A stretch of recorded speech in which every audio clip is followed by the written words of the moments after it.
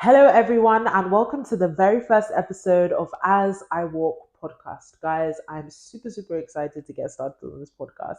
If you're watching me, welcome. If you're listening to me, you are welcome. Also, happy Pride Month. Happy 1st of June. This month in particular, I am super proud to be a Christian, very proud to be living in a Christian country, and super proud to be living in a society that enables and encourages the freedom of thought, conscience, religion, the freedom of expression, right? And all these things are stipulated in Schedule 1, Articles 9 and 10 of the Human Rights Act of 1998. If you haven't read it, you need to Google it and you need to read it. It is great content to consume. With that being said, this month I'm going to be issuing some statements. I'm going to be asking us some questions. And the first question that I'll be asking this month is woke culture corrupting our generation? And honestly, I really think I've already come to a conclusion myself, right? I believe that woke culture is actually a cancer to this generation. And you might be asking, well, why do you say that cancer to this generation? Well, that's quite harsh. And some of you may be saying, yeah, absolutely accurate. Well, what if we actually become woke too? Are we not just more aware of how corrupted and perverted the human mind can be conditioned? All this and more coming up on today's episode.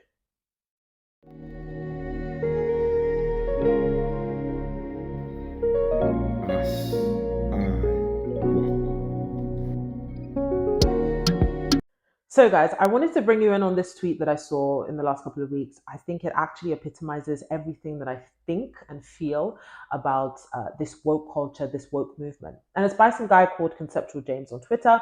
And the tweet reads, "Woke is a religion based on the inversion of reality." Well, how true is this? We are seeing that this woke culture, this woke movement is actually presenting itself as a modern day religion, right?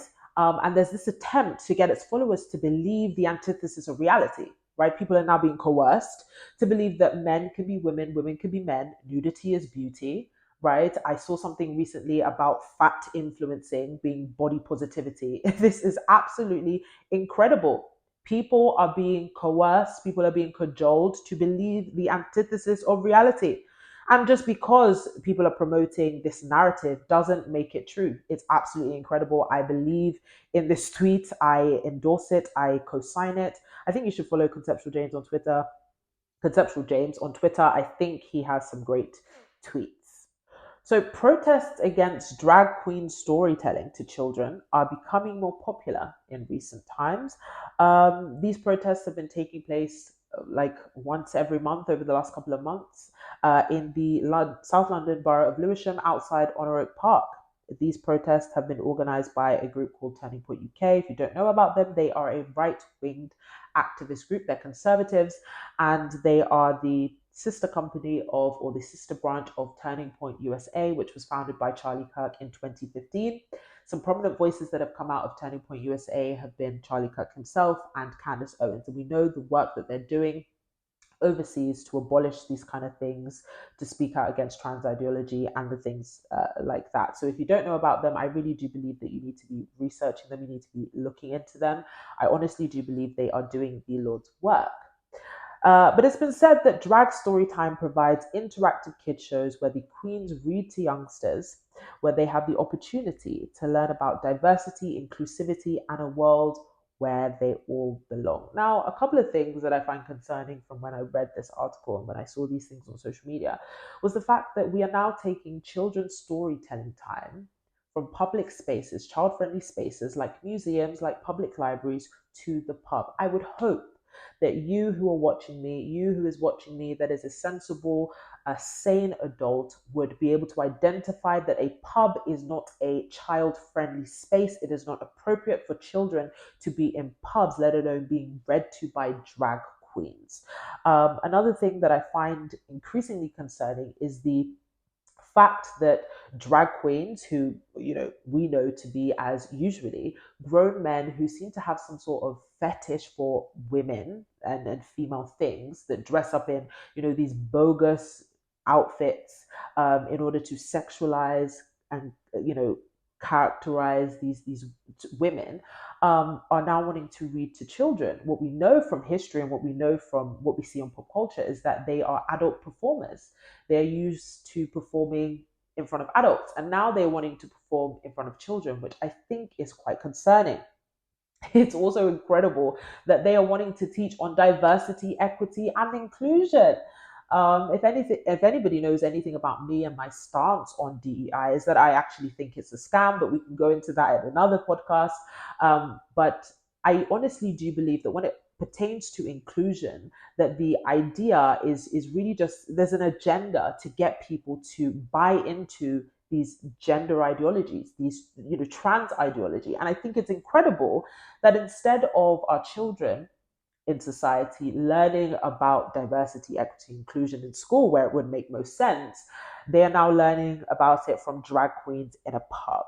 I think you should let that simmer. I think we should really think about that. Does it seem normal to you? Does it seem like it's an innocent act? No, I think they're targeting children, and I think we ought to protect the most vulnerable people in society, which are minors. Um, we also had Calvin Robinson, who is a presenter on GBN News, speak at the event, and he said something very, very important in his speech. Robinson asked, "Ask not why your children are so keen to spend time with drag queens. Ask why drag queens are so keen to spend time with your children." And I think this is absolutely incredible. Food for thought. And I really hope that the people on the left who are at the protest, who were protesting against our protest on the right, really heard this part of the speech. The concern is not a young minor wanting to see a drag queen, right? It's as good as going to the circus to see a clown to them, right? These men are dressed up in funny costumes. They look like a joke. And so you can't blame a child for wanting to see these shows, right? The Bible also talks about, foolishness is bound up in the heart of a child, but it's the responsibility of an adult, of a parent, to train the child in the way it should go. So shame on you if you're an adult endorsing this. This is inappropriate. And I think we ought to be more concerned with why these adult performers are now wanting to read to children. We shouldn't be sending children to these inappropriate spaces to hear from these people who we cannot really vouch for their mental state. If you're a grown man and you like to dress up as a woman, I'd be quite, worried about sending my child to listen to you on anything, talk less of diversity, equity, and inclusion. So I have a video to show you, unfortunately, of Mama G, who is a drag queen delivering story time to some children. Take a listen. Your community. But most of all, Michael likes to twerk. Now, does anybody in this room know how to twerk? Alright, well, it's quite important to the story, so I will just give you a very quick demonstration. All you need to do is you just stand with your feet sort of shoulder width apart, like so. Okay, and I'll show you at the side so you get a better view. There we go. And you crouch down into this sort of position here, so your bum's sticking out. Hope you're taking this all in. And then you just move your bum up and down like that. And that's twerking. Now. How inappropriate, how disgusting to watch that. I'm so sorry for those of you that had to view that if you're watching me on YouTube, but I had to show you for you to see the things that are actually taking place in society. How is that appropriate? I think in the background we heard some babies. We heard actual minors in the background, and then we heard grown parents laughing, or guardians or carers, right, laughing at this act. This is inappropriate, right? These minors should be learning about body parts, yes, quite frankly, but how they work, right? How you should protect them from groomers, from predators, not how you can wind them in a circle, right? And know how to twerk. This is so super inappropriate. And I think we should be more concerned about the things that are actually happening in our society. And these are things that need to stop. The over sexualization of bodies and teaching this to children, it is grooming. Quite frankly, it is grooming. And that's all I have to say about that. Another disturbing video that I saw in the last week or so was of a pregnant woman, a pregnant healthcare worker. I believe she was a nurse in the US, getting off a 12-hour shift, and she was harassed by five black boys or five black men, however you want to categorize them. To me, they're boys for what they had done to this woman. And it went viral on social media, and people were calling this white woman a Karen because she had supposedly stolen a bike that this black man had purchased. But of course, she did come out on social media and show the receipts. I believe it was her lawyer that posted the receipts of her actually being the one to have purchased this bike that she was going to take home. I wanted to show you a video of another black woman coming onto social media to talk about the situation and listen to what she says. It's truly amazing to me how fast the narrative changes. I've said it before, and I'm going to say it again. White women are one of the most dangerous groups in the United States and abroad.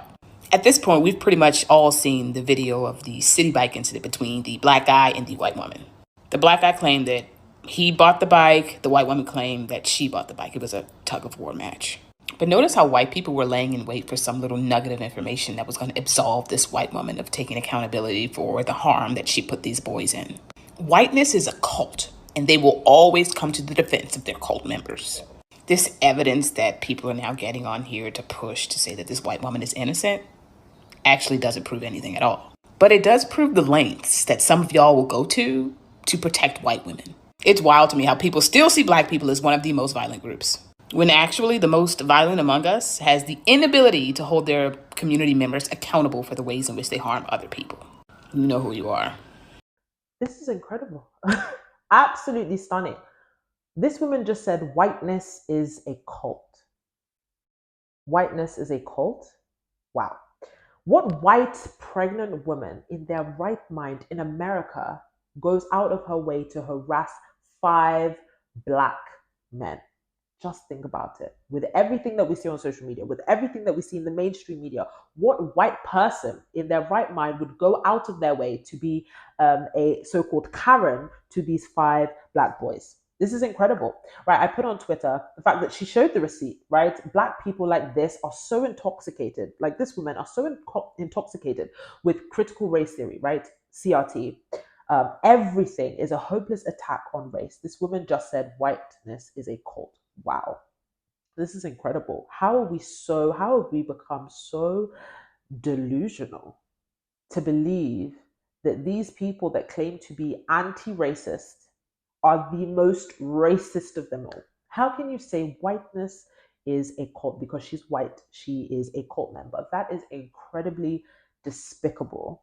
And this person, I think I wanted to tweet that Elon Musk bans this person on Twitter because this was incredible. This was absolutely awful, horrendous to witness. And it's going viral.